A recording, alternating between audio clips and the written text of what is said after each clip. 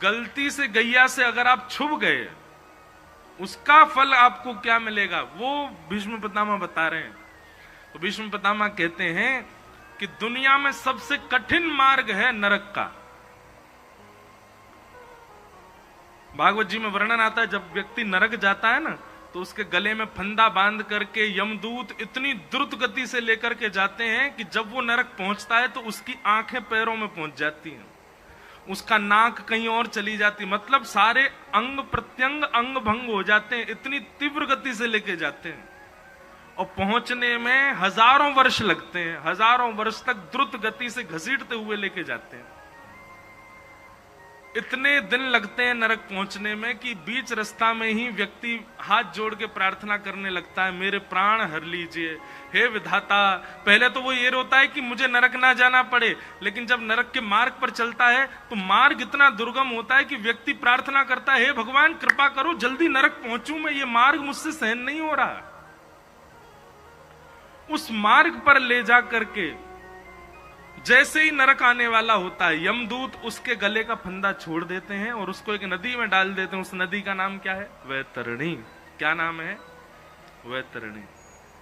वैतरणी नदी में रक्त, मवाद, मलमूत्र आदि बहता है। इतनी भयंकर दुर्गंध आती है कि एक बार यदि किसी की नासिका में चली जाए तो वो मूर्छित होकर गिर जाएगा। ऐसी योजनों लंबी वैतरणी नदी में उस व्यक्ति को डाल दिया जाता है और कहा जाता है पार करो, पार करके पहुंच जाओ नरक। उस वैतरणी नदी को पार करने में सैकड़ों वर्ष लग जाते हैं, तब जाकर के वो व्यक्ति नरक पहुंचता। अब नरक में जाकर के उसका बही खाता खोला जाता, तैने संसार में क्या क्या किया, उनके अनुरूप उसको पाप। तो नरक कितना खतरनाक है। नरक में जाकर के केवल अपने पाप भोगने मात्र नहीं करने, हमको मार्ग और बीच की वैतरणी इतनी खतरनाक है, बाद में भोगना वो अलग है। लेकिन भीष्म पितामह कहते हैं, भैया यदि कोई व्यक्ति गलती से भी वेद लक्षणा भारतीय गौवंश की गैया का यदि स्पर्श कर ले तो उसका प्रभाव क्या होता है कि यदि उस व्यक्ति को पाप के कारण नरक जाना है तो मार्ग में आने वाले मार्ग का अवरुद्ध और वैतरणी का अवरुद्ध, वो दोनों सुरभि गैया अपनी पूंछ पकड़वा करके उस व्यक्ति को दोनों क्षण भर में पार करा करके उसको नरक पहुंचा देती है। उसको वैतरणी में डूबने नहीं देती, उसको मार्ग में अवरुद्ध आने नहीं देती। ये गलती से छूने का अभिप्राय है। और यदि कोई व्यक्ति भाव से नित्य स्पर्श, एक कथा सुना है लीला। ठाकुर जी मैया सो जिद कर रहे हैं, मैया मैं गैया चरावे जाऊंगा। इतना सुंदर पद है छीत स्वामी जी का, आगे गाय पाछे गाय, इत गाय उत गाय, गोविंद को गायन में बस वो ही भावे, आगे गाय पाछे गाय, इत गाय उत गाय।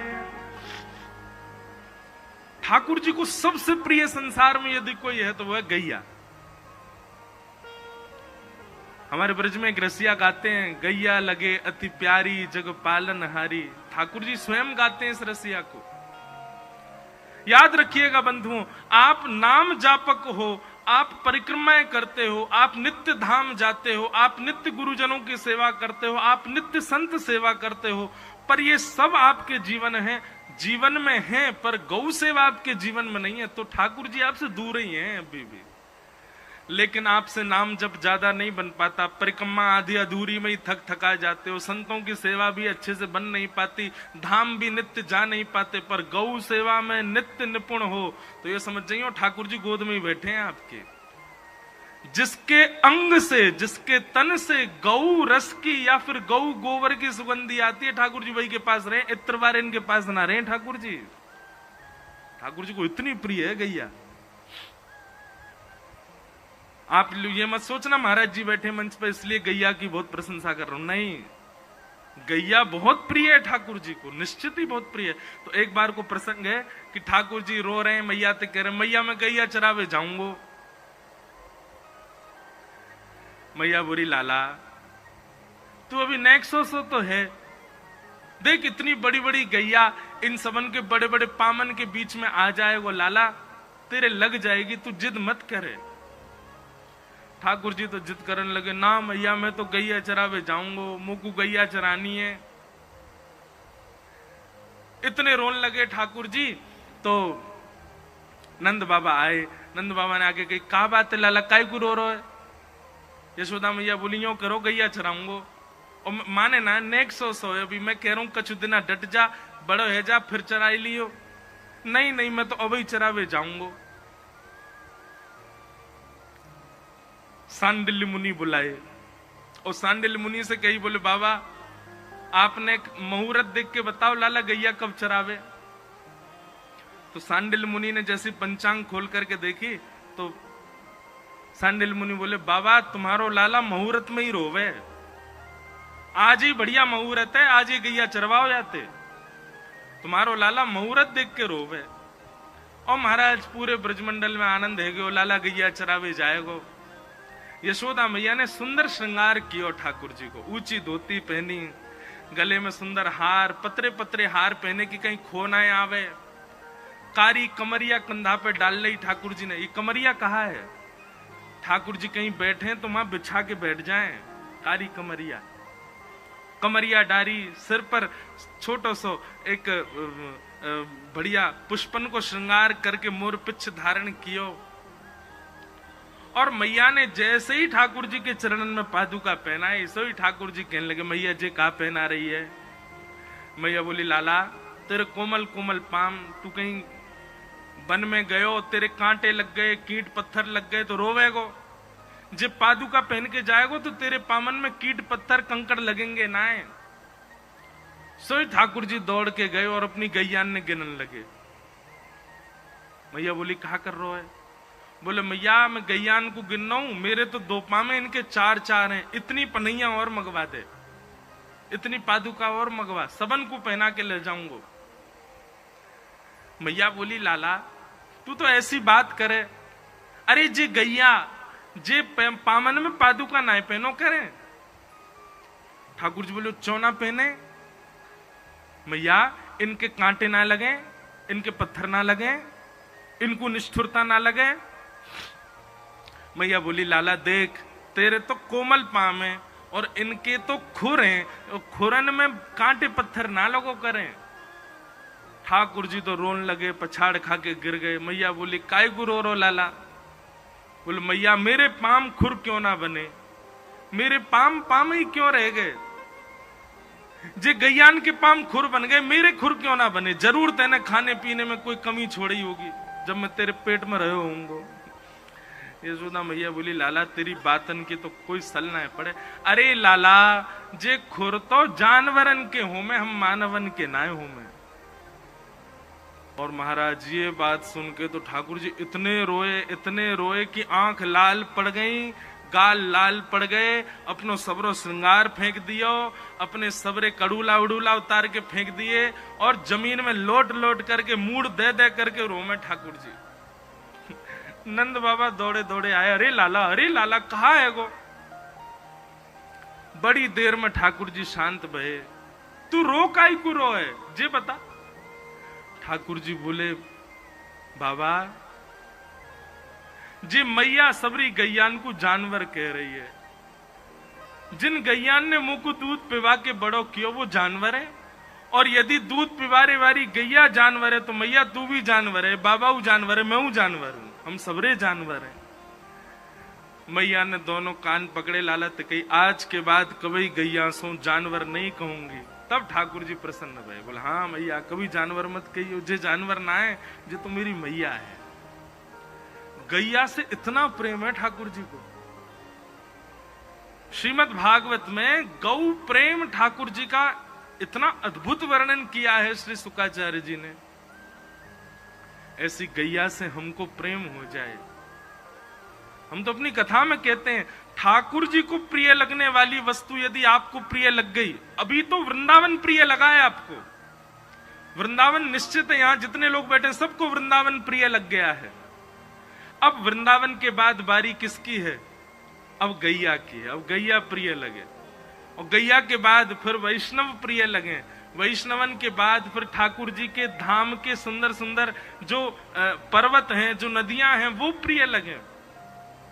इन सबसे प्रेम होना ही ठाकुर जी से प्रेम होने के समान है।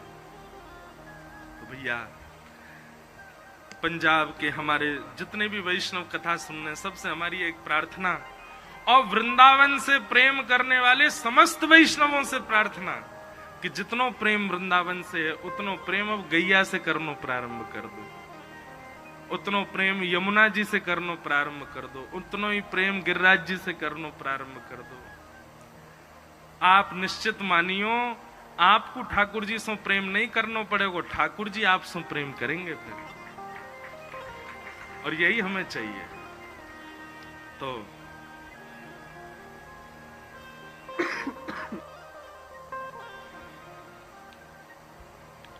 बोलो वृंदावन बिहारी लाल की। कल हमने भागवत जी का महात्म्य सुना, और महात्म्य में कल भक्ति ज्ञान वैराग्य के विषय को हमने विशेष रूप से श्रवण किया। आगे फिर वहां कथा आती है कि आत्मदेव नाम के ब्राह्मण के एक पुत्र हुए जिनका नाम था गोकर्ण। दूसरे पुत्र उनकी पत्नी कहीं से ले आई थी जिसका नाम था धुंधुकारी।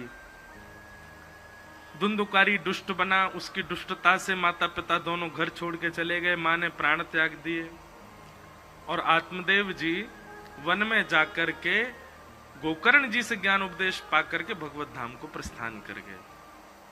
धुंधुकारी भयंकर प्रेत बन गया, और उसकी प्रेत योनि से निवृत्ति कैसे हुई? श्रीमद् भागवत की कथा श्रवण से।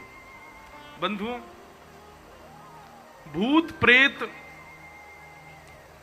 संसार में होते हैं, पर विशिष्ट रूप से व्यक्ति प्रेत बनता कब?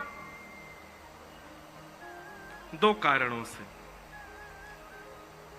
जिस व्यक्ति को नरक में भी स्थान नहीं मिलता, जिस व्यक्ति को मृत्यु लोक के बाद कहीं भी स्थान नहीं मिलता, उसको मृत्यु लोक पे प्रेत बना के भेज दिया जाता है,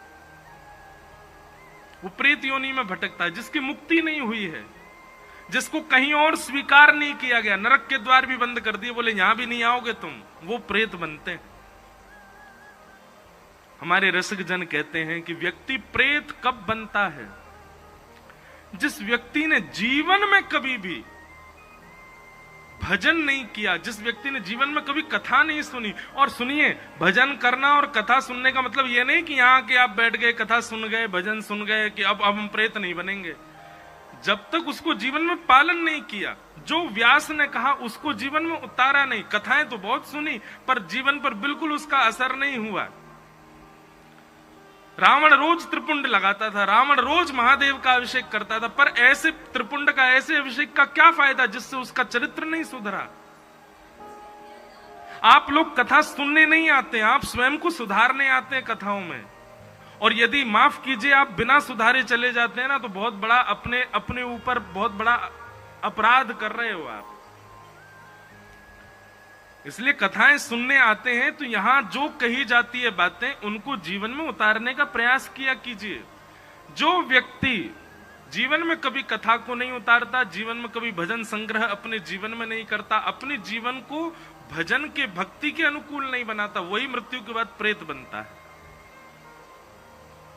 भजन बिन नर मर गट के भूत, भजन बिन नर मर गट के भूत।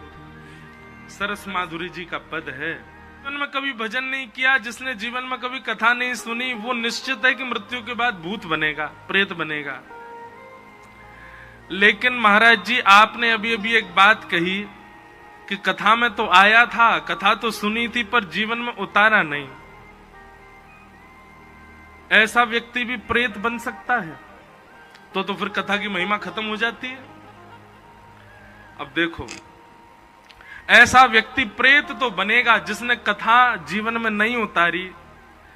कल हम बता रहे दंभ, केवल दंभ किया, केवल आडंबर किया कथा सुनने का, भक्त बनने का, वैष्णव बनने का।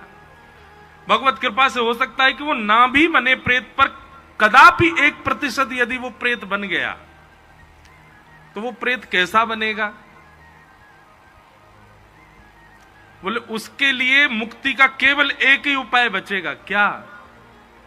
कि तुम किसी वैष्णव को भगवत शरणागति प्रदान करो। तुमने तो अपने जीवन में शरणागति प्रदान की नहीं, ठाकुर जी की प्राप्त की नहीं। कम से कम प्रेत योनि में ही रह करके अपने प्रेत भाव से किसी वैष्णव को भगवत शरणागति तुम प्रदान कर दो तो तुम मुक्त हो जाओगे। समझ में आ रही है बात? गोस्वामी तुलसीदास जी के प्रसंग में आता है कि गोस्वामी जी नित्य जाते थे वन में, और वन में जाकर के एक जल लेके जाते थे, शौच आदि से निवृत्त होके जो बच जाता था जल उसको एक पेड़ के नीचे डालते थे। 12 वर्ष तक इस नियम का पालन किया तो 12 वर्ष बाद उस पेड़ से एक प्रेत प्रकट हो गया। उसने कहा आपने मेरी प्यास बुझा दी, 12 साल तक मुझे रोज पानी पिलाया, वरदान मांगिए मैं क्या दूं आपको, मैं प्रेत हूं, मैं आज मुक्त हो गया हूं। गोस्वामी जी कहते हैं हमको राम जी कैसे मिलेंगे ये बताओ। तो उस प्रेत ने परिचय दिया, बोले आपकी कथा में हनुमान जी आते हैं, इस रूप में आते हैं, उनके चरण पकड़ लो राम जी मिलेंगे। और गोस्वामी जी को मिले। ऐसी एक ब्रज। इस प्रकार भागवत जी की कथा से गोकर्ण जी मुक्त हुए। आओ भागवत के प्रथम स्कंद में हम लोग प्रवेश करें। जन्माद्यस्य यतोऽन्वयादितरतः चार्थे स्वविज्ञस्वराट् तेने ब्रह्म हृदय आदि कवये मुह्यन्ति यत्सूरयः तेजो वारि मृदां यथा विनिमयो यत्र त्रिशर्गो मृषाः धाम्ना स्वेन सदा निरस्तकुहकं सत्यं परम धीमहि। धाम्ना स्वेन सदा निरस्तकुहकं सत्यं परम धीमहि।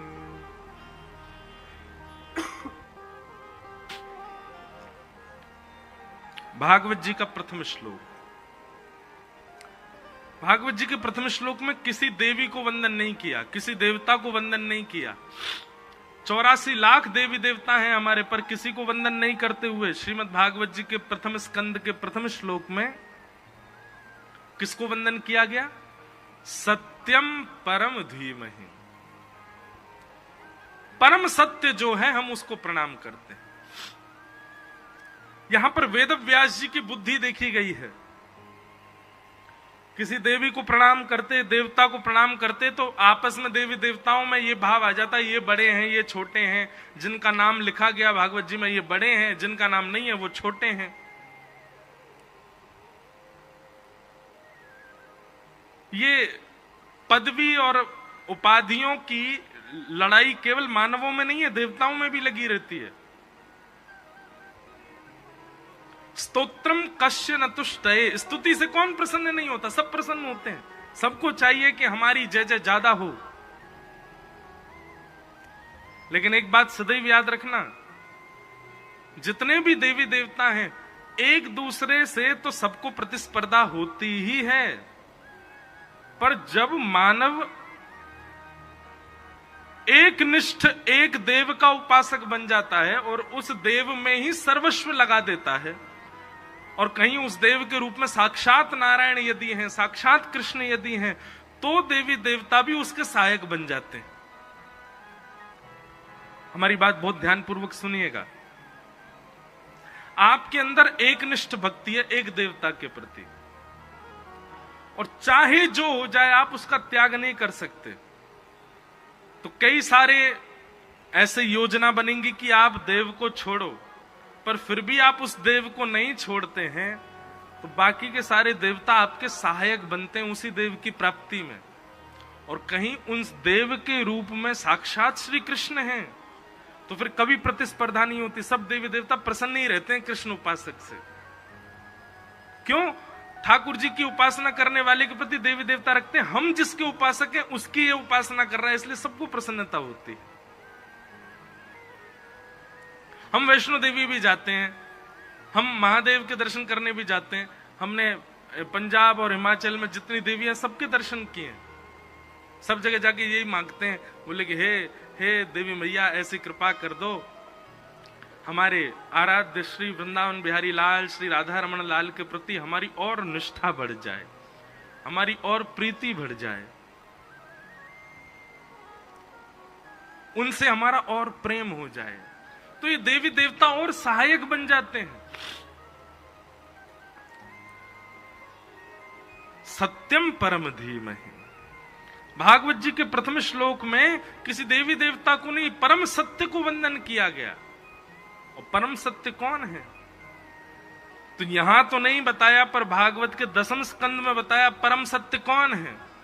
तो सत्यव्रतम सत्य परम त्रिसत्यम सत्यश्च योनिम निहितम च सत्ये सत्यस्य सत्यमृत सत्य नेत्रम सत्यात्मकम त्वाम शरणम प्रपन्नाः। भागवत के 10वें स्कंद में जब भगवान श्री कृष्ण का प्रादुर्भाव होता है, भगवान श्री कृष्ण जब प्रकट होते हैं, तब देवी देवता ही 9 बार सत्य कहते हैं। सत्यव्रतम सत्य परम त्रिसत्यम सत्यश्च योनिम निहितम च सत्ये सत्यस्य सत्य मृत सत्य नेत्रम सत्यात्मकम त्वाम शरणम प्रपन्ना। ऐसे परम सत्य को हम बारंबार प्रणाम करते हैं। तो 10वें स्कंद में 9 बार सत्य जिसको कहा गया, उसी सत्य की यहां पर वंदना कर रहे हैं। कौन? वेद व्यास जी। पर स्वच्छंद नहीं लिखा कि श्री कृष्ण को मैं प्रणाम करता हूं। क्यों? बोले पहले देवता ये स्वीकार करें कि परम सत्य श्री कृष्ण, तब मैं कृष्ण वंदन करूंगा। कृष्णम वंदे जगत गुरु। परम सत्य श्री कृष्ण है भैया।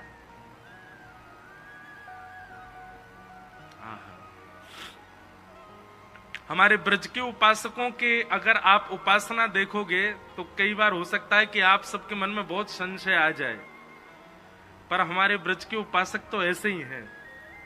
वो श्री कृष्ण के अलावा किसी को नहीं ध्याते, श्री कृष्ण ही उनके सर्वस्व हैं।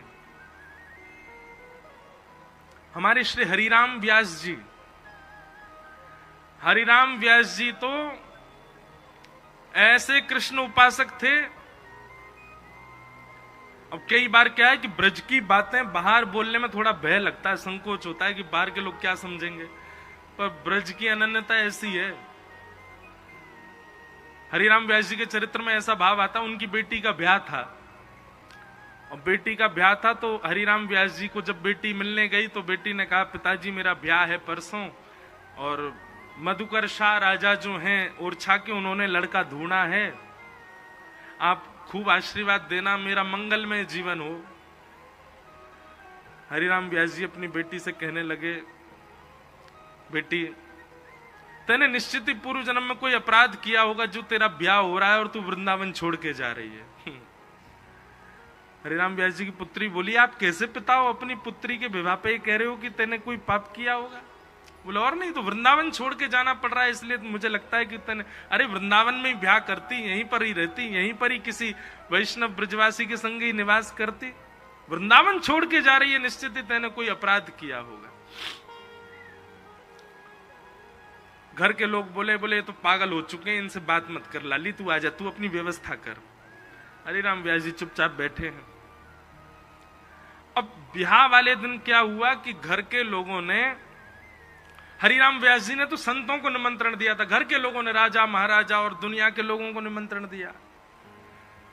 तो घर के लोगों ने क्या किया, संत महापुरुषों के लिए तो ठंडी पूरी, ठंडी सब्जी और ऐसे थोड़ी बहुत सामग्री परोसवा दी, और गरम गरम रोटियां, गरम गरम सब्जियां, बढ़िया चटकदार मसालेदार बढ़िया सब सामग्री, यह सब और लोगों के लिए। ये देख करके हरिराम व्यास जी का दिमाग खराब हो गया। बोले कि संतों के लिए इतनी सामान्य व्यवस्था, और राजा महाराजा संसारी लोगों के लिए इतने 56 भोग की व्यवस्था। और उनका उसी समय थोड़ा सा पारा हाई हुआ था, इतने में ही बेटा आके बोला, पिताजी कन्यादान हो रहा है, आप आकर के कन्यादान कर दो। और उनके लिए पुत्र पुत्री परिवार ये महत्व नहीं देता था, उनके लिए तो संत सेवा, ब्रजवासियों की सेवा, ठाकुर जी की सेवा ये महत्वपूर्ण। लेकिन फिर भी सबके सामने कन्यादान करने लगे तो पंडित जी लोगों ने कहा, व्यास जी आप बड़े विद्वान हो, कुछ मंत्र सुनाइए, कुछ बढ़िया सा कुछ सुना दीजिए। अरे राम व्यास जी बोले, हमसे सुनना मत चाहो, चुपचाप हम कन्यादान करके चले जाएं, इसी में खुश रहो। नहीं नहीं नहीं, कुछ तो सुनाना पड़ेगा आपको। हरिराम व्यास जी ने पद बना करके गाया, वे मरे जिन मेरे घर गणेश पुजवायो, जिन्होंने मेरे घर पर आकर के ये सब ब्याह आदि रचना करवाई है, मेरे घर पे आकर गणपति का पूजन किया है, मेरे घर पर आकर के जो ब्याह का प्रसंग कराया है, उन सब की आज ही मृत्यु हो जाए। ब्राह्मण देवता बोले आप चुप ही रहो, मत बोलो कुछ। बोले हम पहले ही मना कर रहे थे, हमसे मत बुलवाओ। बच्चे सब कहने लगे, दीदी का ब्याह है, हमारी बहन का ब्याह, आप इतने क्रोध में क्यों भरे? बोले वो जुगल किशोर जी, उनके ठाकुर जी जुगल किशोर, जुगल किशोर जी पीछे बैठे, एक बार भी दुल्हा दुल्हन उनको प्रणाम नहीं करने गए, संत जनों को रूखा सूखा पवा रहे हो, और ये सब संसार के लोगों को तुम 56 भोग पवा रहे हो। ब्रजवासियों को किसी ने निमंत्रण नहीं दिया, ब्रज में रहते हुए भी ब्रज छोड़ करके बेटी जा रही है, ये सब क्रियाकलाप हो रहे हैं और तुम चाहते हो मैं प्रसन्न रहूं? मुझे प्रसन्नता नहीं है।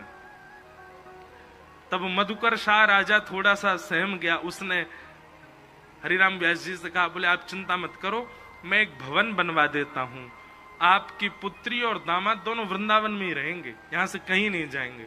जब ये बात मधुकर शाह ने कही, तब हरिराम व्यास जी ने दोनों वर वधू को आशीर्वाद दिया, बोले अब अच्छा है कि तुम वृंदावन छोड़ के नहीं जाओगे। ब्रजवासियों की अनन्यता तो कभी कभी संसार के लोगों को समझ में भी नहीं आएगी, ऐसी अनन्यता ठाकुर जी के प्रति है।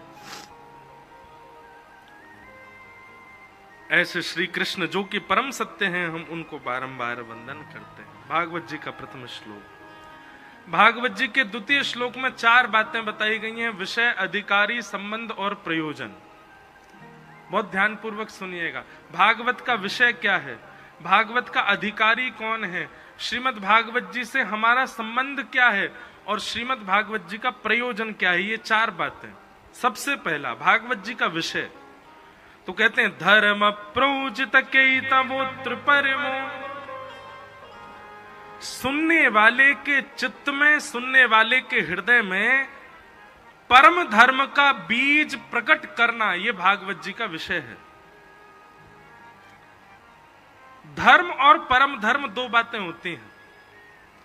आप अपने लिए, पति के लिए, बच्चों के लिए, पत्नी के लिए, परिवार के लिए जो कुछ भी सत्कर्म करते हो वो सब धर्म कहलाता है। आप दफ्तर जाते हो, दुकान पर जाते हो, हवाई जहाज उड़ाते हो, ट्रेन चलाते हो, गाड़ी ड्राइव करते हो, ऑफिस जाते हो, अपना सत्कर्म जो कुछ भी आप कर रहे हो ये सब धर्म कहलाता है। जिस कर्म के फलस्वरूप आप 3 समय की रोटी खा रहे हो, अपने परिवार को संभाल करके चल रहे हो, वो सारे कर्म आपके धर्म कहलाते हैं। परम धर्म किसको कहते हैं? आत्म कल्याण के लिए जो आप करते हो वही परम धर्म है। बहुत ध्यान पूर्वक सुनिएगा। परिवार के कल्याण के लिए, समाज में उठने बैठने के लिए, 3 समय की रोटी पाने के लिए, अपने तन को व्यवस्थित करने के लिए जो आप सत्कर्म करते हो वो धर्म है। पर अपनी आत्मा के कल्याण के लिए जो आप कर्म करते हो वही परम धर्म है। बताओ, भागवत जी की कथा सुनना धर्म है कि परम धर्म है? क्या है? परम धर्म। क्यों? क्योंकि यहां पर आप देहाभिमान शून्य हो। यहां पर आप देह को प्रधानता देकर के नहीं बैठे। देह को प्रधानता यदि मैंने दिया होता तो मैं आराम ही कर रहा होता इस समय, पर देह को प्रधानता नहीं है। आप लोगों ने अपने देह को प्रधानता दी होती तो आप भी इसी चला करके कक्षों में बैठे होते, नीचे जमीन पर इतनी भीड़ में घिचपिच करके ऐसे नहीं बैठे होते। आप सब देहाभिमान शून्य होकर के बैठे हो। इसका मतलब कथा देह के लिए तो नहीं सुन रहे आप। हाँ, आप भोजन देह के लिए कर रहे हो, सोते देह के लिए हो, चलते देह के लिए हो, कपड़े पहनते देह के लिए हो, परफ्यूम देह के लिए लगाते, सुंदरता देह के लिए है, सब कुछ देह के लिए। पर पंडाल में आती जैसे आप बैठे, कथा प्रारंभ हुई, अब यहां देह के लिए आप कुछ नहीं कर रहे हो, आप आत्म कल्याण के लिए बैठे हो। यही परम धर्म है।